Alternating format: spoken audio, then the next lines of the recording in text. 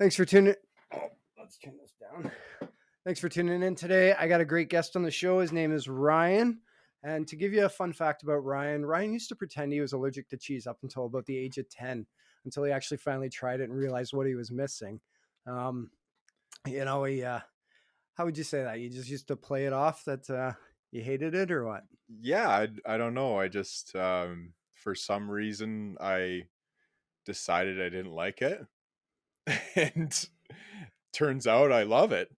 Awesome. Yeah, so yeah, Uh, yeah, it's definitely better. That's for sure. I like the commercial. You want your kids to leave home, stop cooking with cheese, right?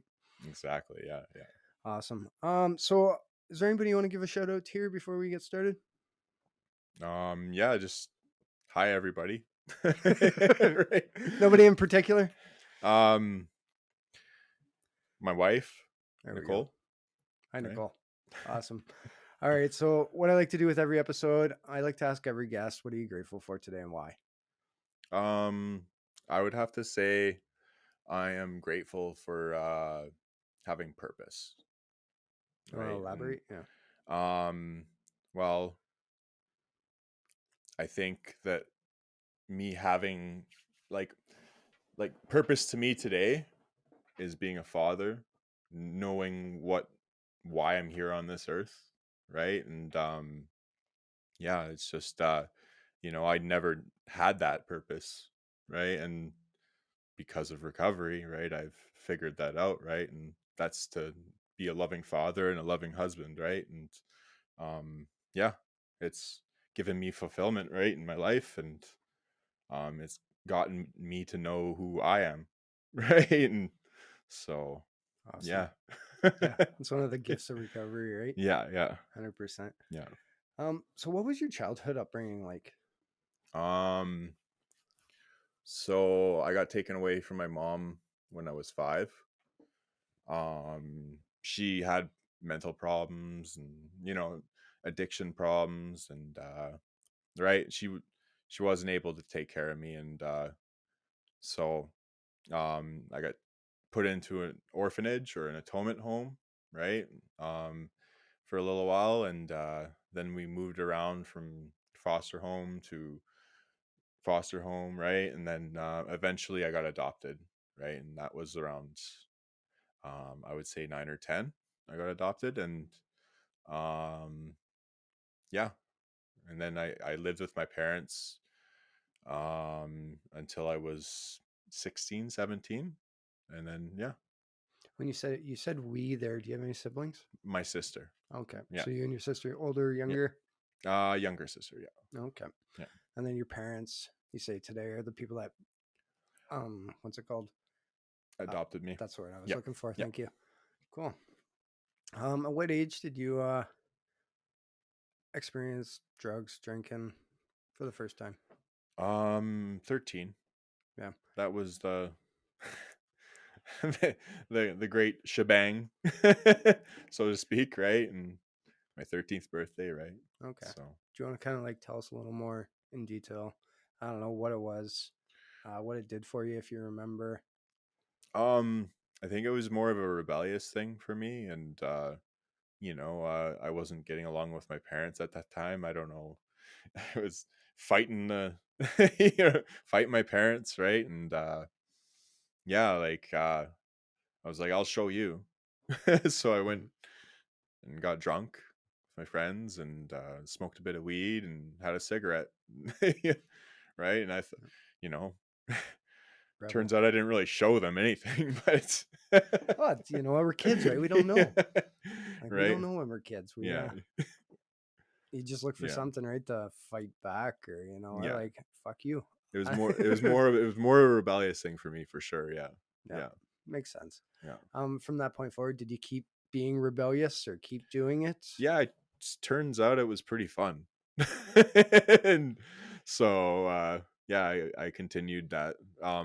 When I was younger, it was like it wasn't all the time, right? It was more of a, oh, this is happening, right? Like great, right? Like more of a, you know, I guess when it was there, right?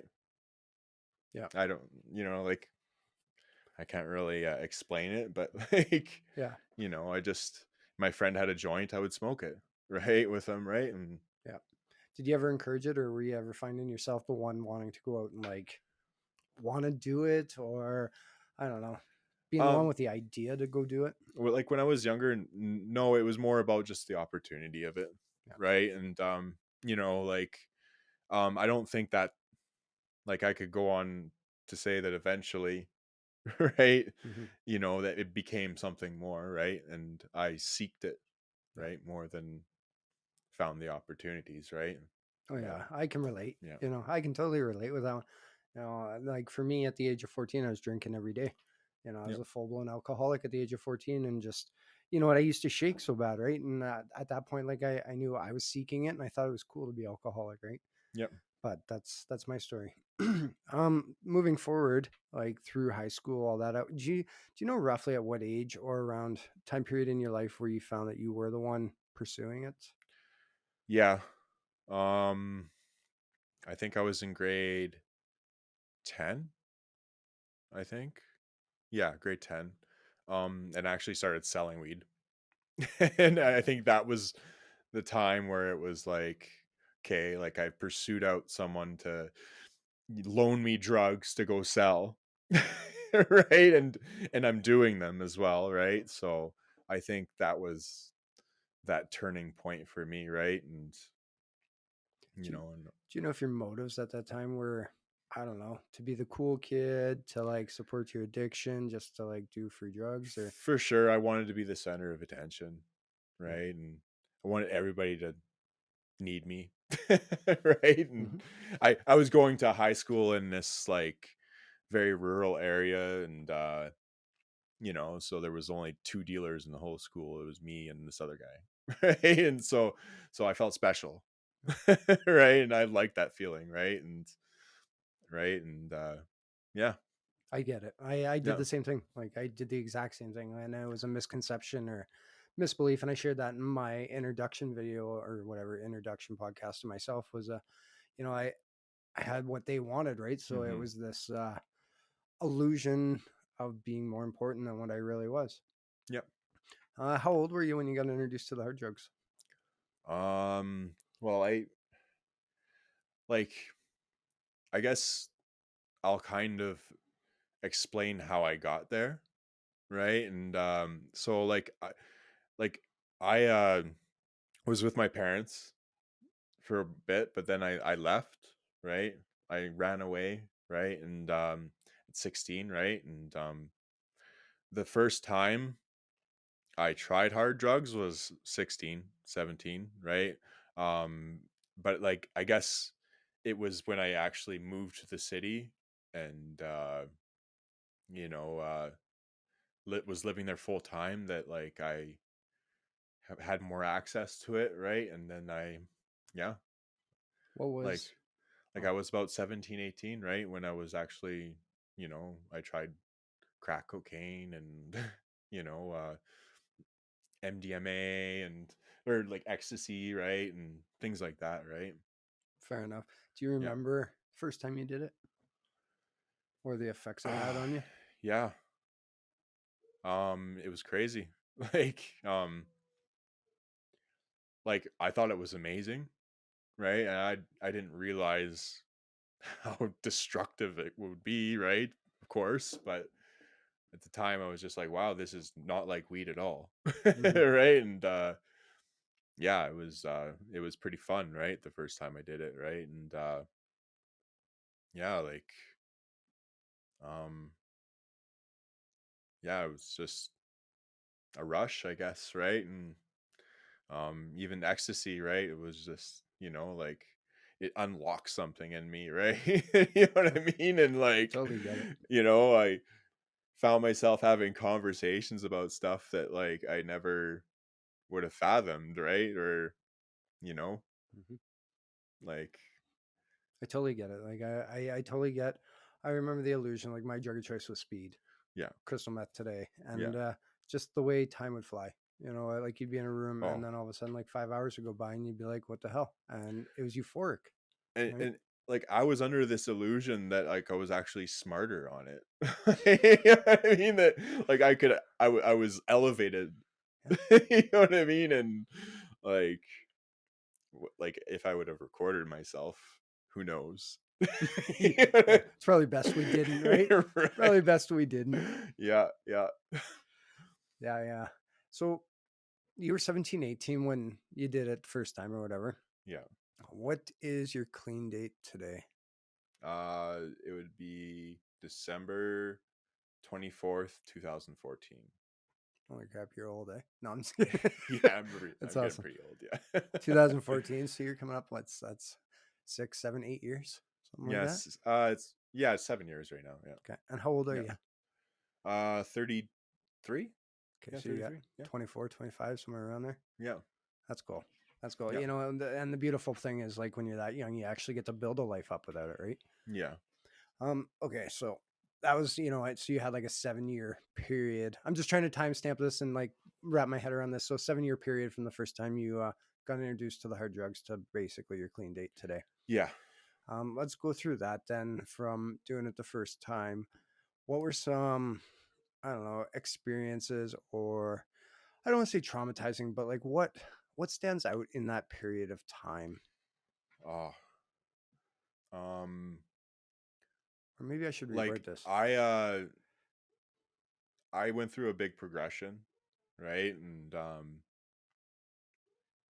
yeah, like it was, and I tried all the plethora of drugs, like every sort of, you know what I mean, from speed to down to, you know, hallucinogens, right?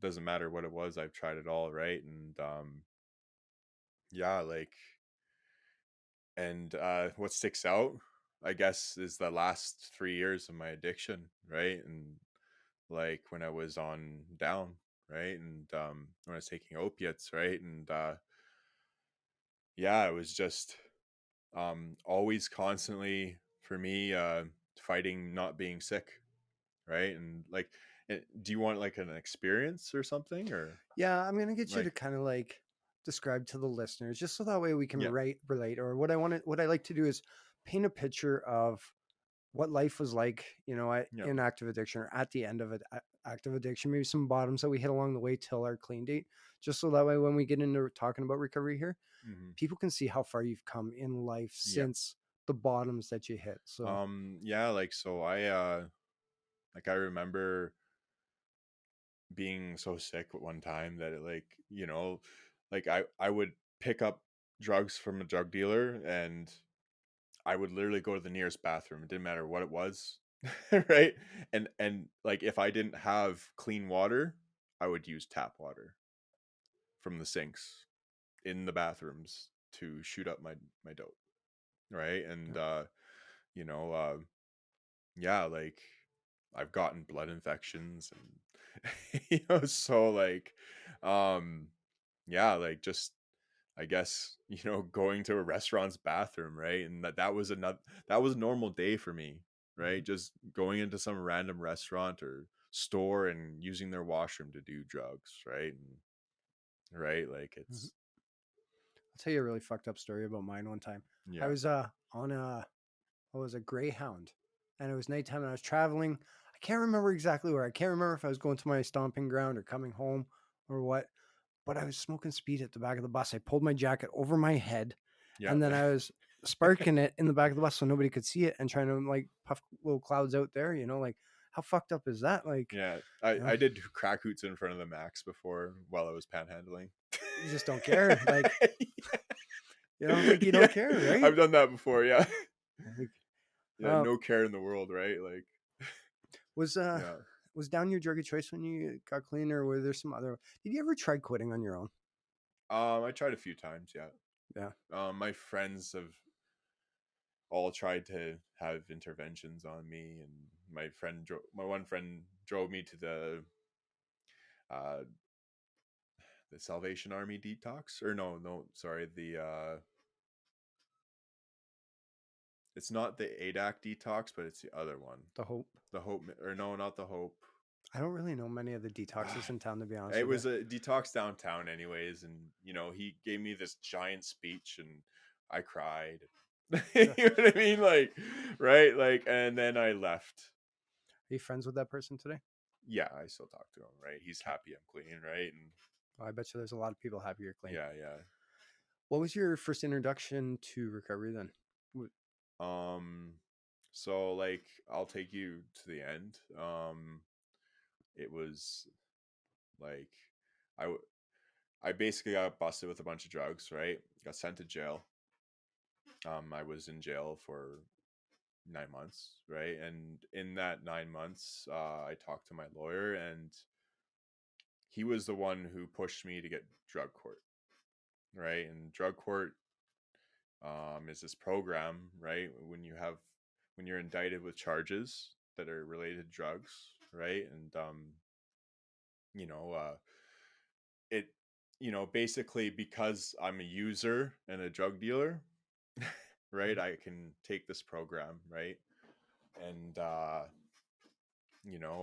so that's the path I took, right? I jumped on that opportunity, right? And I knew I had to change. It's crazy because my sister, she thought I died, right? She couldn't get a hold of me on Christmas. I got arrested December 24th, 2014. And yeah, she thought I died. She just assumed I died because she couldn't get a hold of me, right? And Can you paint a picture for us yeah. of what life was like at that point? Like when you got Um arrested? Honestly, like when I got arrested, Yeah, I like felt your bottom. I felt relief, Yeah.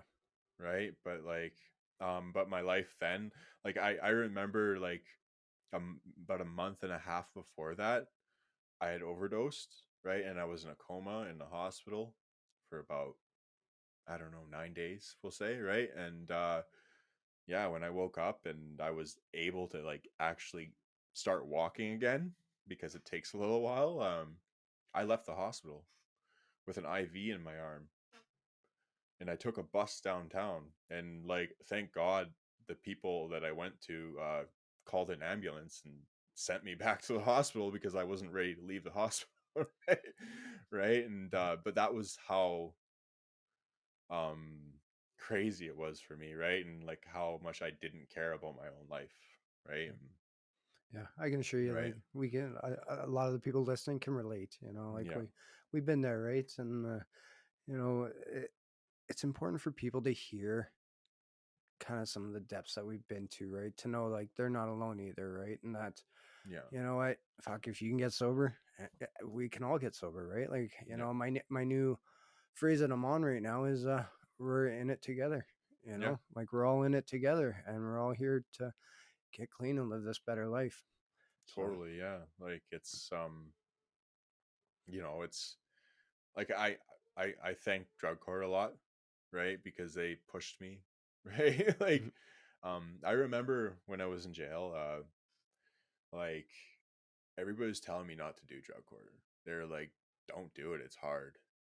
You're gonna fail, right? Like you're gonna be back here, right? And it was all these, and of course they're not really my friends in jail, right? It's just you know, acquaintances, more or less. acquaintances, we should say, right? Like but like I didn't listen to them though, and thank God I didn't listen to them, right?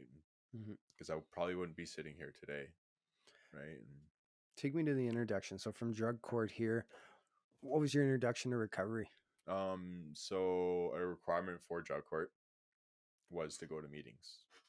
Um, so like I had already been in Bonnyville, or sorry, yeah, Bonnyville. Which is It's a recovery center, right? Like so I did a 30-day treatment there, right? And then they sent me to Recovery Acres, right? And then when I was in Recovery Acres, that's when I got introduced to meetings. They had meetings there, I think 3 or 4 times a week, right? And it was also a requirement for me in drug court to go to 5 meetings a week. So at the beginning, it was me getting my paper signed, right? mhm, But I went to enough meetings where I started hearing messages and listening to the messages, and I started to listen to some of the suggestions, right? And right, it's I say right a lot. Bear with me here, That's okay. guys. That's what the edit button's for, right? So don't worry, I got you covered. I got you covered. Awesome. Well, I'll take out like 75% of them for you. Okay. How long was Recovery Acres? And then when you say some of the suggestions, what were some of the suggestions that you're referring to? So of course there's the 90 meetings, 90 days. I was already following that by my law. Right? So I was kind of I had to go to those meetings, right? But also there was this thing called service work, right? Where I had to get involved, right? And that got me kind of in the middle of the group, right? And people started knowing who this guy was, right? And at least my name, right? And I think that was a really pivotal part, was me starting to chair meetings and staying back and cleaning up and getting to know some of the people, right? And also I had to get a sponsor. I was a bit of a homer on that one because my sponsor actually worked in drug court as a mentor. So I was like, okay, so you're my mentor, you might as well be my sponsor. Nice. Right. And Yep. so I did that, right? And then he took me through the steps, right? And yeah, I fought and clawed along the way. I remember that, like, uh it took me a while to like change my behaviors, right? Because like I lived like that for all my life, right? That jailhouse mentality, I was in and out of jail, right? And like I acted that way, like even 4 or 5 months sober, right? I still acted like I was in jail, right? So it took me a little while to actually start conforming and changing the way I thought about life and how I acted, right? And the steps helped me do that, right? You know, yeah, I got to pretty much clean house, right? And I got to, yeah, like, um, so I did the step guide, so it was more of an in-depth thing, Okay. right? It was like a lot of questions, right? We sat there for hours, right, reading off these questions, and he would I would write something down, but he would kind of prod me a little bit and be like, so what else? Yeah. Right. And but like in the end it was just kind of that mirror of introspection on myself, right? And I got to see who I was, right? And why I did the things I did. And then it took me kind of through a sort of you know a step to change it, right? Right, Totally. it gave me a that sort of, I don't know, it gave me that direction, right, I needed, right? Mhm. Two questions. First one, quick one. Recovery Acres, how long of a program is that? So Recovery Acres, it's a 3-month program, Okay. but you have the option to stay there for 6 months. Okay. So I stayed there pretty close to 6 months, right? Okay. um yeah, I liked Recovery Acres because like it's in kind of like it's in an area where there is high addiction. It's in the fucking hood. It's in the hood. Let's It's just in call the it. hood. It's in the hood. It's in the hood, yeah. 118 F. Yeah. It's in the hood. Like there's literally a rub and tug down the street from there, so, and a bar across the street. Yeah. So but like honestly, like being around all those like-minded people and doing that program there, right? It was, and it still was like a pillar of stability for me, right?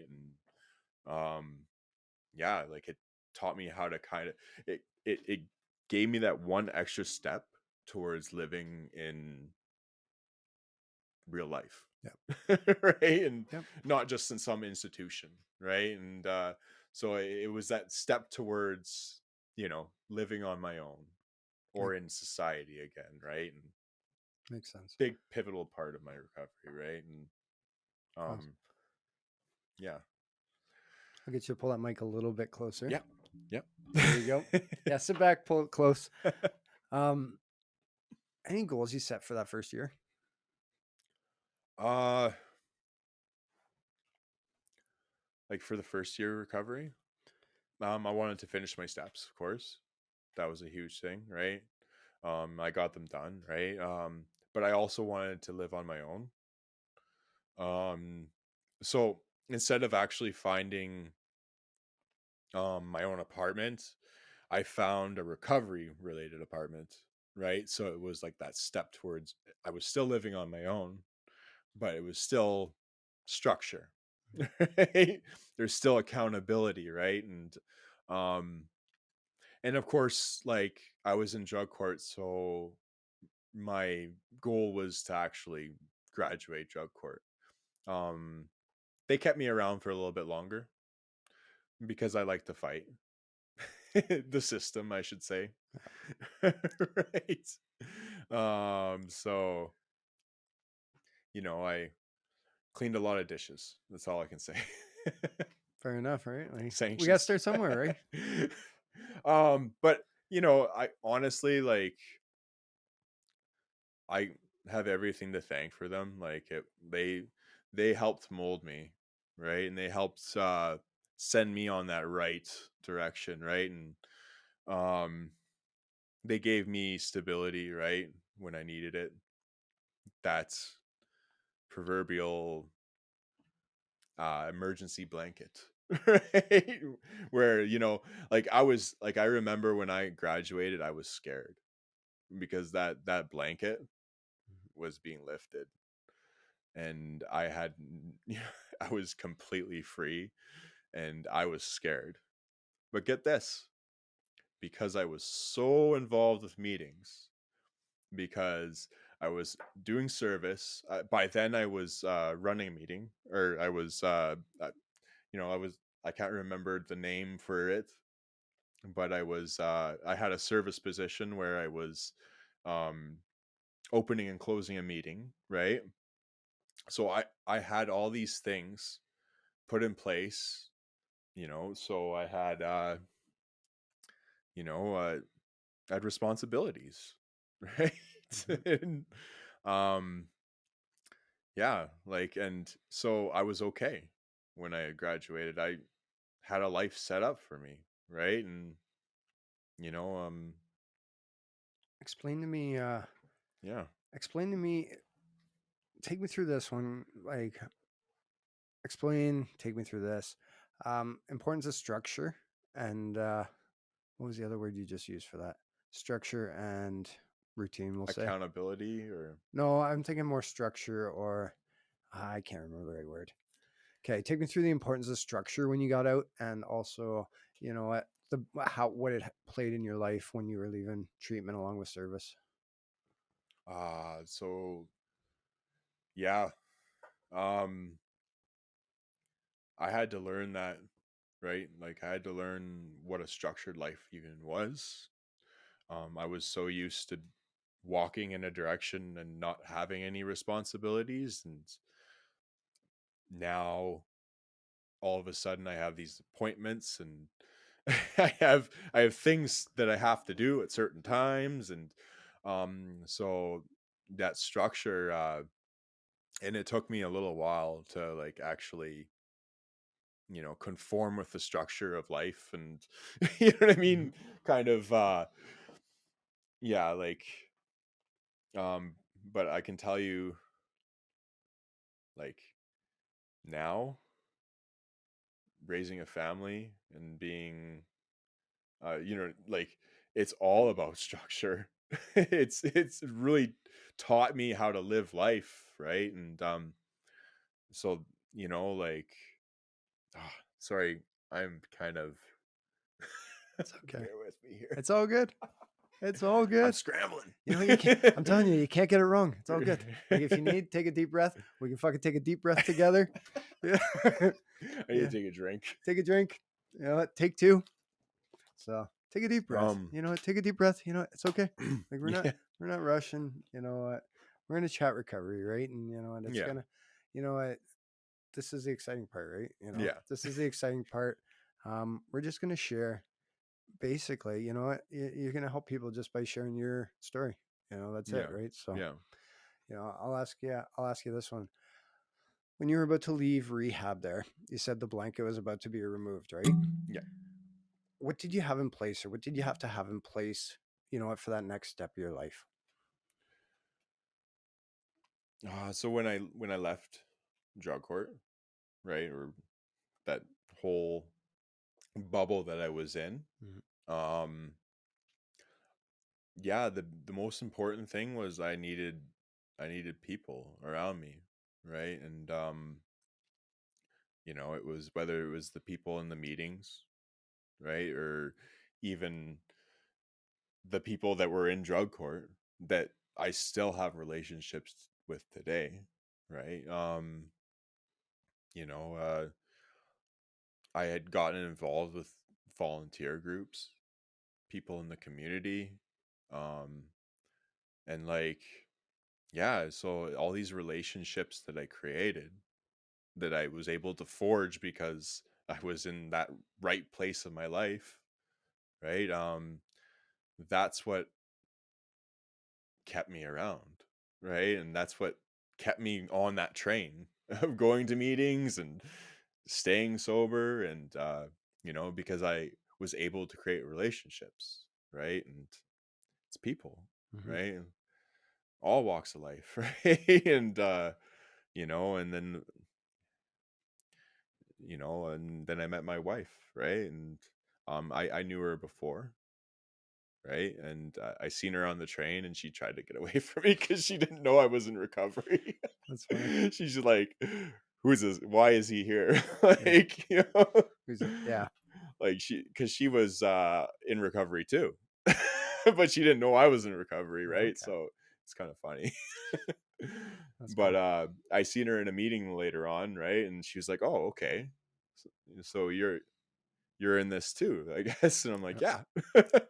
Right. And yeah, like so she's been a pivotal part too, right? We obviously we've created a family, right? And now we have two little beautiful kids, right? I'm not going to say that's sunshine and rainbows because it isn't. But it's a learning experience, right? Mhm. And that's what life is, right? And, you 100%. know 100%. Um, did you, so we'll touch on this one. Uh, do you guys keep each other accountable? uh we do keep each other accountable, of course, right, in our relationship, right? Recovery wise, our recoveries are a bit separate. She approaches recovery a little bit different than I do, right? She doesn't go to meetings, right, which I'm okay with, right? That's she has her own thing, right, and I have my thing, right? And you know uh I believe as long as you're happy, right, and as long as you can find that purpose in your life, right, and that's what it's about, right? It's about finding purpose, right? And whatever path you need to take to find that, right, is the one you should take, right? I agree. And you know what, that's Yeah, why, you know what, a thousand different ways. And that's why I like this podcast, is for people to share their recovery journey, right? Not everybody has the same journey.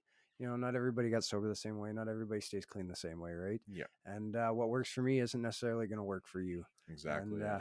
you know, I was just curious, and that's why I just thought I would ask, Well, right? And like yeah, like don't get me wrong, there's days like when the kids are just like both having tantrums and it's just like things are falling apart and there's a giant mess in the house, and boy, it would be nice to have a drink.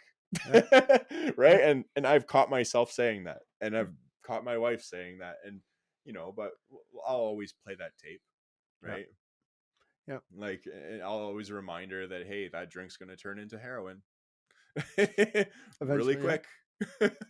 Right. And yeah. so so yeah, we do keep each other accountable, right? So Let you stay on the right path and yeah, things like that. yeah. Um, what do I want to ask you? I want to chat a few things about recovery here. Your circle of friends today, what's that look like? Um, it's not a big circle anymore. I think that has a lot to do with having a family and like, like, so I have my, Katie and Larry, Mm. right? And it's great. It's beautiful because they have children too, right? And so like that relationship works out really well, right? Because their daughter is pretty close to the same age as our daughter, right? And they come from the same walk of life as us, right? And we've known them for a long time, right? So I would say they're like really good friends of ours, right? Cool. Really close. We'll call them family almost, right? Um, I have a couple other friends, right? You know, um, I like it's not a huge circle of friends for me right now, but it's been the same circle for like a long time, right? And like honestly, like I think lately, like it's because I haven't been going to a lot of meetings. Mm. Right? So like, I have my circle of friends that I've met, during my recovery journey, right? And we had a pool team for a long time, right? That was fun, Cool. right? You know, um COVID happened and that wasn't fun. But right? Yeah. Yeah, Okay. very vague answer. I'm very sorry. That's okay. You're getting a little more comfortable though. I can tell. I can hear the authenticness when you're like when you take a deep breath and you know what, like, you know, Yeah. don't worry about saying anything. This mic Uh, scares me. Okay. I can tell. I can tell. And I'm very fidgety too. So I can tell, like, but I can tell in some of your answers too. Like when you take a deep breath and like, you know what, don't worry about, just let it come, yeah, yeah. just let it come natural. Everything's, everything's going to be okay. you know, Here I am saying I'm sounding like a fucking therapist right now. Oh yeah, by the way, Larry, if you hear this and then you listen to this podcast, we want you on the show. Or I Love you, want you on Larry. the show. Yeah. Okay, so you kind of mentioned something. How do you deal with negative emotions, or emotional sobriety, Negative or emotions. regulate it? How do you regulate I your would emotions? um well, I'll be honest, I get angry, Hmm. right? I get mad, right? Sometimes I have tantrums. Like my Yeah, kids, yeah. right? And I think I've built enough tools over the years where I've been able to recognize that and like, okay, what's my part in this? Why am I angry? Right?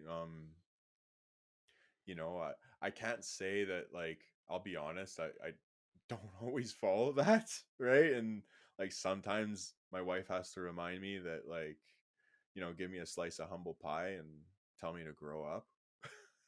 That's that accountability part, like that we were just Yep. chatting about, right? Where we can be Yep. real with our partner and like call us out on It's our shit. really important, right? It's like so detrimental, right? Like, that we listen to each other, and right, like it's Hmm. um and even if I think that I'm right, and like I know I'm right, and it doesn't matter. Yeah, that's Right? It doesn't. Like it's about how I'm acting, hmm right? And like I think that's a huge part of it, right? And you know uh but like um I just, I have my happy place, right? I go to, right? Or like sometimes I'll go for a walk, right? If I need to cool down, right? Um, There's different tools that you and then learn. like sometimes I'm a bit of a joker, right? Bit of sarcasm, right? Like, so like sometimes like I'll use that to battle off my anger, which I don't, it's not the greatest tool, but sometimes it works in the right situation, right? Hmm. Right? I don't know. It's Fair enough. Okay, I got one here for you. Apologies, amends, or like apologies and amends. Was it ever hard for you to make them compared to now? Like to say I'm Um, sorry or own your shit? yeah, yeah, like my sponsor, the way he explained it to me, he's like, first thing I want you to do is write a letter to yourself, and I want you to forgive yourself, right? Because I want you to know, you know what I mean, what it's like to forgive, right? And like, so we were worked at it, right? And I came to terms with me, right, and what I've done, right, and so I think that helped me accept, you know, like it helped me get through that, like that I don't deserve, or I don't deserve forgiveness, right? Um, sort of phase, right? Which I think a lot of people go through is, I don't deserve this because I've done so many horrible things in life and I don't deserve it, right? And that's why I think that, I think I have to come to terms with that myself first, right? And I have to come to terms with me first, right? And then I can go out into the world and I can, you know, like I believe that an amends is not just saying sorry. I think it's me acting differently, right? Mm-hmm. And like being that change, right? Because anybody can say sorry to somebody, and what does that word mean, Mm-hmm. right? Yeah. Like it means a lot more if I'm acting, you know what I mean, if I've changed my actions, right, and they can see that, right? Mm-hmm. So I think amends is a lifelong thing. I don't think you can just go out and say sorry to everybody and right. I think that's a step that will probably never get finished, but like you can continue to work on it for the rest of your life, right? Makes sense. Right? Um, Like you don't have to answer this next question because you just did. I'm just going to edit this part into it. So, so fair I'm going to enough. cut and clip and move this. So you don't have to answer this one. Um, how difficult was forgiveness for you? Okay, there we go. So I'm going to cut and clip that one in because that's how you started the other one, right? Sorry. Don't you love the Terrible. beauty of yeah. Okay, I'm gonna ask you a few more questions here. This one I like to. This one's one done. I've been liking to ask a lot of guests is mentors or role models in your life. Role model. Yeah, or a mentor that you look up to before today. Well, my sponsor, of course, Donnie, right? What He did he teach you? I guess. taught me how to love, right? Not only myself but other people, right? And just watching his actions and like how he goes about life, and like it's crazy. Like yeah, Mm-hmm. I would have to say him, right? Um, yeah, like and then I idolize hockey players. So Connor McDavid, I wish I was Connor McDavid. With So Jesus. right, like boy, to be in his shoes for at least a game. That would be amazing. But yeah. Okay, so I'm gonna ask you a last question, or maybe I'll ask you a couple. Um, I had a person ask me this one. Uh, maybe I'll wait. Okay, here we go. Um, how do you talk to your kids about having? How old are your kids? Oh, my kids, they are 18 months and 4 years old. Okay, so that scraps that question. Yeah. So I My kind my of thought they son were my younger, sorry, right? my But son is 18 months and my daughter is 4 years old. okay. So I haven't had the talk with them yet, but Yeah, I've thought about yeah. Well, it. it's I haven't had mine either, right? When and they're 12, so Yeah, my she daughter doesn't know wouldn't my story. understand though. Not yet. Okay. Hers. Okay. Any areas of your life? Is there any areas of your life you're still looking to change or improve? Um, of course, constantly, right? Um, my financial situation is a big thing, right? Mm-hmm. Like, now that I have a family and I have all these responsibilities, right? I'm learning how to save money and manage money better, right? And so that's a huge part of my life, right? And it's a huge part of life in general, right? And so I'm always constantly learning about it, and yeah, it's but that's not the only thing, right? Like, yeah, my anger, right? Like I get frustrated, right? And I get it. sometimes I'll shut down, right? Right? And go on my phone. Right? Yeah. Go to my little world, which probably is not the right thing to do, right? And I know that, right? And so that's it, that yeah, the emotional thing is a huge thing for me, right? And keeping those in check, right? And like I can keep them in check. It's just like, what do I do with them, right? And I don't hide behind my phone though, right? Do you want to share with our so I'm going to pivot off that one then. Yeah. Can you share with the listeners like what you do to step out of that comfort zone or not to fall into the same tracks, right? Like what's uncomfortableness look like? Well, you have to, like, if you're in the shit with somebody, it's good to just stay in the shit with somebody and work through it. Don't walk away from it, right? Talk it through, because resentments can happen, and it's like carrying suitcases all the time, right? Mm-hmm. So if there's a problem, talk about it, and of course in a healthy way, right? But just get through it, right? Don't leave it. That's all I can say, right? Like, Mm-hmm. Last question then. yep. Well, two more, but last question. How do you deal with resentments then? Or what did you do to squash your resentments?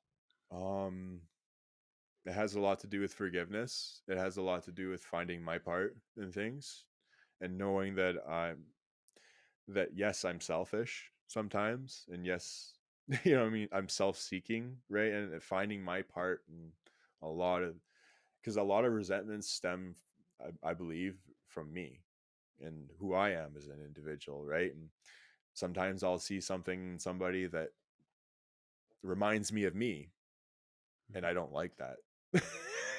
Right? Makes sense. And so it's recognizing that, right? And yeah, it's being able to talk about it, and just, yeah. That's, Makes I just like, I like the suitcase analogy, right? I don't want to carry this luggage with me, mhm. right? It weighs me down, right? So it's better just to forgive and move on, right? I'm going through that right now, like Yeah. where I'm at in my life. And for a few days there, I was getting angry and hostile. And then I was like, you know what? I don't kill it with kindness. There was a person in my life who used to always say this, kill it with kindness or kill him with Mm-hmm. kindness, right? And that's what I have to do. Like I'm using her Mm-hmm. words and applying it in my life that I don't want to be angry. I don't want to be upset. I need to just find forgiveness and be able to move on and let it go because the Mm-hmm. only person who fucking makes crazy is myself or will drive me up the, like Yep. so unhealthy, that just And weighing me down. a lot of times the other person doesn't even know that you're resenting them. They don't even know Oh, this person that you're knew. but, But but you know what I mean? Like, you're going through all this turmoil, and yeah, yeah, right, they're just whatever. yeah. Again, it's just, Right? it's killing me, you know? Right. So it's really hurting us, Yeah, right? It's not hurting other people. yeah. It's an internal thing, right? And You gotta find that forgiveness and just, yeah, find yeah, that forgiveness, whether it be with self or them or what, and just put it to rest. like, so resentment reminds me of addiction, right? And like how I used to live in that constant turmoil, and you know, it was everybody else's fault but mine, right? Like, like I always found something, you know what I mean, to talk smack about. Mhm. Right? And you know, it's like I seeked it, right? And sometimes, right? And Mhm. I got one last question here for you.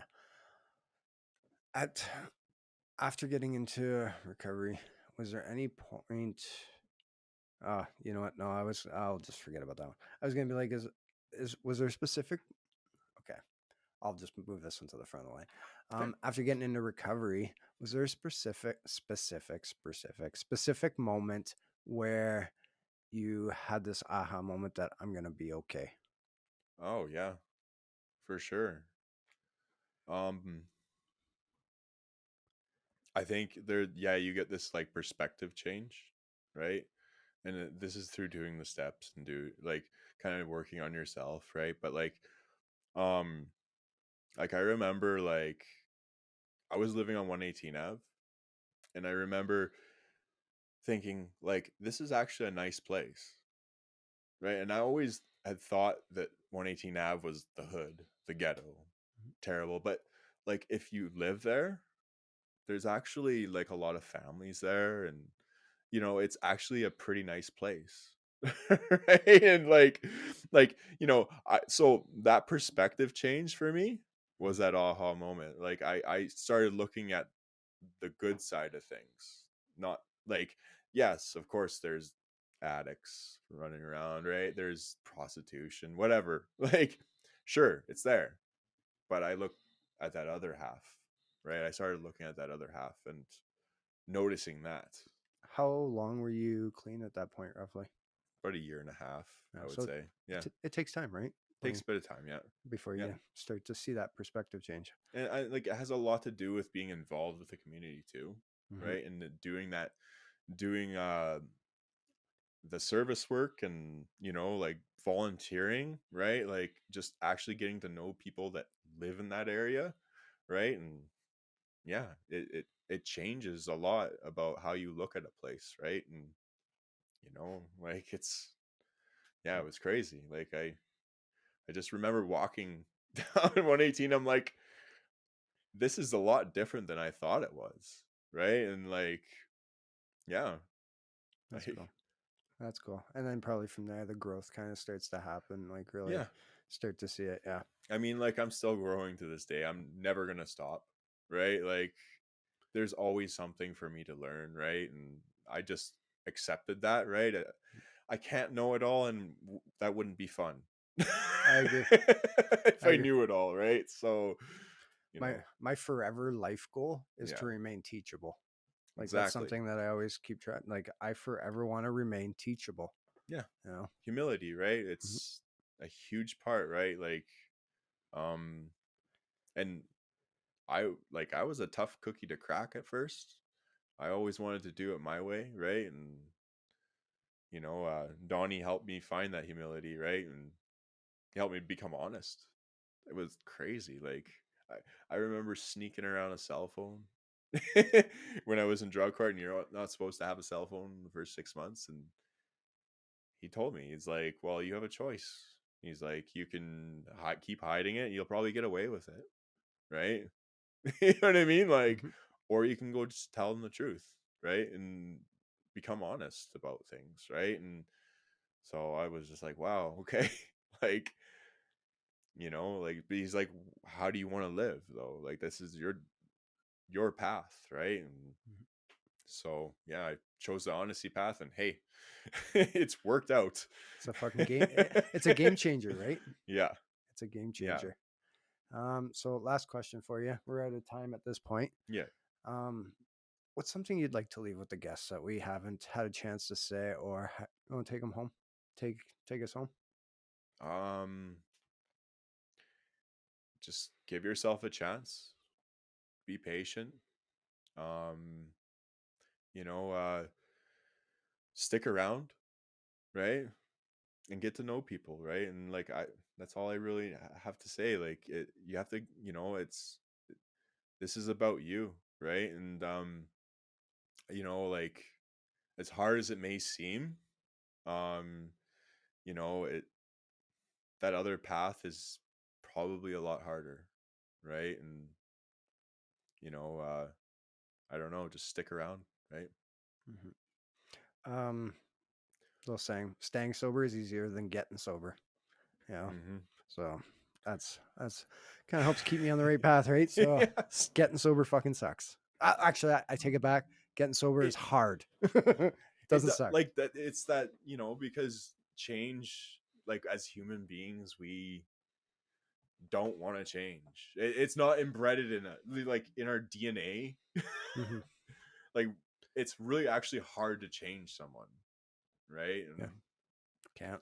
like genetically, it's hard, Mhm. right? It's That makes sense. right, like so. Yeah, you're working in science, I guess, right? Like, but it's possible, right? Because Mhm. look at us, right? Like, Yeah. Change is possible, right? Like, 100%, right? yeah. Yeah. Just I think make it's a lot about adaptation too, right?